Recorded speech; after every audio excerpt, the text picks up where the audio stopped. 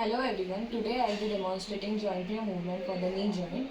There are 4 movements for the knee joint play. They are backward and forward movement of the tibia on femur, medial and lateral movement of the tibia on femur, anterior posterior movement of fibula on tibia, and medial and lateral displacement of the patella. The first joint play movement is backward and forward glide of the tibia on femur. For that, the patient position is supine, knee flexed 90 degrees and hip flexed 45 degrees.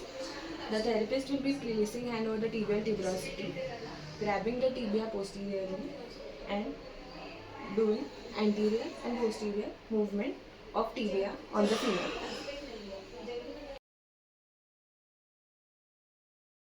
For the lateral translation of tibia on femur, one hand will be placed on the medial side of the tibia, other hand will be placed on the lateral side of the femur and pushing the tibia on the lateral side and having a translation force over the femur.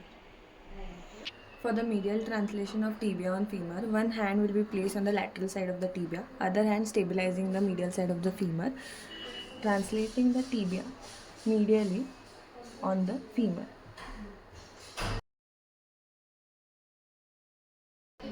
The next joint play movement is anterior posterior glide of fibula on tibia.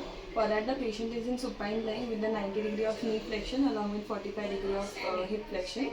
The therapist will be stabilizing the foot and then one hand stabilizing the tibia, other hand holding the fibula and moving in anterior and posterior direction.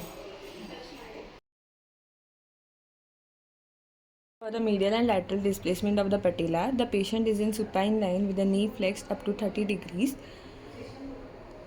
The therapist will be holding the patella, and this is the movement for the medial translation of the patella, and this is the movement, the lateral translation of the patella.